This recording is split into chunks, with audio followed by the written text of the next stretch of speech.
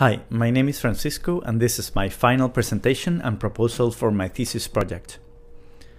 Historically, music has served as a cohesive instrument for communication, defining and keeping communities together for celebration and for mourning. Music is among one of the most ancient and ubiquitous human activities. Daniel Levitin states that making music is something as natural as breathing, something that defines us as humans.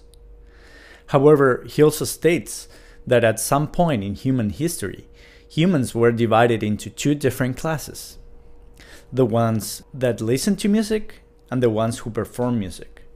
More than once, I've heard these kinds of statements coming from non-musicians. I don't know how to play an instrument, therefore I can't make music. Or I can't make music with others, I'm not a musician. Usually, making music with someone else is an activity reserved only for experts. So why is this distinction so prevalent? Identifying that as a problem brings me to the following question. What role does a design and technology thesis play in this issue? At this point, I have to make a statement. This is not a thesis about musical instruments. This is a thesis about sound-based experiences. So the main concept of this thesis is investigating the social interactions in sound collaboration. The main problem I want to tackle is that collective sound experiences are mostly reserved for experts. And the design question is, how can technology facilitate collaborative sound experiences? I want to talk a little bit about the main concepts that support my thesis, which is play and flow. They have been the main focus of my research throughout the semester. In contrast to adults, most of young children experience music making in a regular basis. At school, they are encouraged to play instruments and explore music together through play. For them, there is no such thing as novices and experts, performers or listeners. For them, making music is something really natural and something that is extremely fun to do with others. Play becomes an instrument then to achieve a loose state of mind and openness, a necessary condition for any engagement with an activity. The psychologist Mihaly Csikszentmihalyi calls this as flow, a complete and energized state of concentration when engaged in a certain activity. Looking into the social aspects, through my research I've been trying to understand what are the conditions for engagement. So I looked into activities that imply collective participation and state of flow. Like these people, a group of Native Americans playing the drum. I found this really beautiful. A very simple interface, a drum, and a very simple gesture like hitting the drum with a drumstick allows people to participate in a meaningful social interaction. Here, music is not as important as the social aspects. They get together to feel connected as a community, that together they are stronger than as individuals. Or these other guys that get together every 2 weeks in a bar in Brooklyn to play traditional American music. But they are not an official band, just people getting together to play. I also looked into places that usually encourage a behavioral change. Karaoke and photo booths are interesting examples. Places where people engage in an intimate activity. A place where they behave in a different way as they would outside, feeling no shame to behave like a child. There is something very special about entering these spaces that contain their own behavioral rules. My methodology has consisted in dividing my process into 3 different areas: the experience, the interface, and the context. Through a process of iterative prototypes increasing in complexity, aiming to understand how people respond to different interface configurations. How can that shape the experience, and what are the necessary conditions that facilitate flow and joy? So let's get into the prototype overview, quickly reviewing each one of the prototypes I've done during the semester. Trinidad is an interface for through players, allowing them to explore collective performance through physical interactions. Using these light controllers or tracking points we can see in the picture to control sound.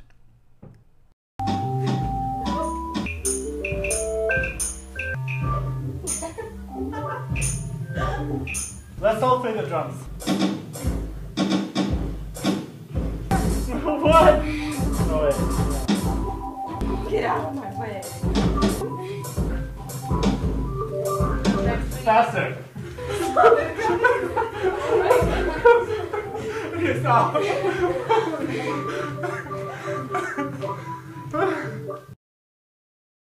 Prototype 1, it consisted in creating a rhythm in collaboration with a very simple interaction, just pressing a button.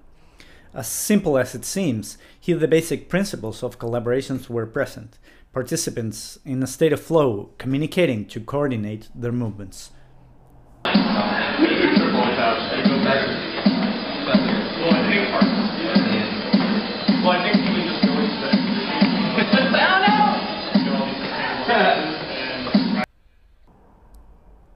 In Prototype 2 and 3, I explored the use of the body gestures to control sound.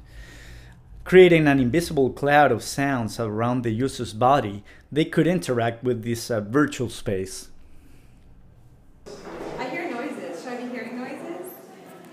What do you mean do whatever I want? Yeah. There's nothing to do, anything to... Oh, this is cool.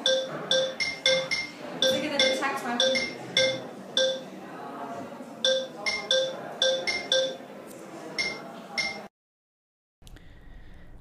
On Prototype 4, I wanted to explore having no visual feedback at all and see how people explore the interface, trying to figure out how it worked. It is controlled by reading proximity and the amount of movement using a camera as a sensor. That's proximity, and that's motion sensing.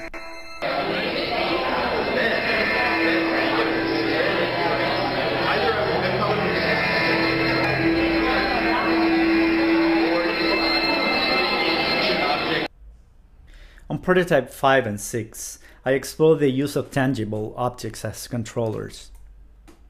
So I built two iterations based on the same system, basically controlling sound by the position of a color tracking point in a coordinate system. In this case, it was the screen.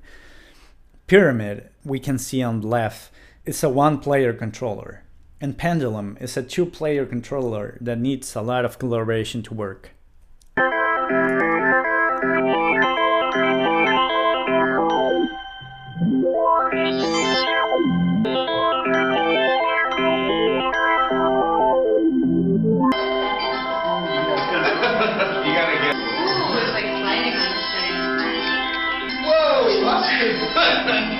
So, some conclusions of the prototyping process.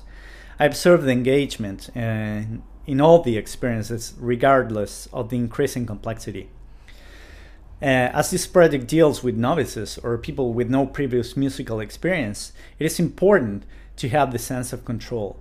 That's why a high responsiveness to gestural input is a necessary condition.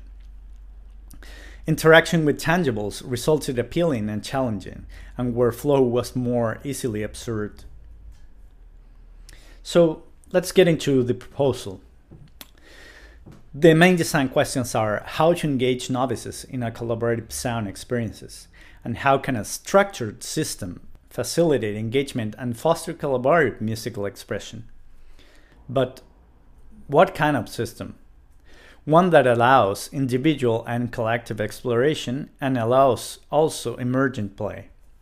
The conceptual model is based on having individual and common interaction, where player A, B, and C can explore their individual space as well as the collective space. Let's think about it as points connected to each other by a triangle in the center, where each one of the points represent the individual space and the triangle represents the collective space, the collaborative space. To understand how it works, I built the scale model, and you can see here 3 participants holding this structure made of rope, and they have these sticks on their hand, and they can move these sticks. But in the center, we have this triangle that is holding a ball, and that's the collaborative space of interaction.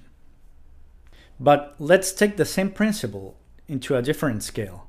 This allows different physical interactions. Applying the same principle as pyramid or the pendulum, where sound is controlled by the point's position relative to the screen coordinates, this could be mapped to a whole room if we had a top view camera, for example. Players could explore how the different zones in the rooms or different movements modify sound. So they would have to coordinate it. For example, if they want to go from one side of the room to the other side. Part of my proposal is to allow scaling based on the basic structural model. For me, there is something beautiful in the visual simplicity of the different structures, where the triangle is meant for 3 players, the square for 4, and the pentagon for 5 players. Finally, these are all the metrics I've defined for my project. Some of them are already defined, and my plan is to test different combinations to refine the system and to get to a final proposal that I will build by the end of the semester. So, thank you very much.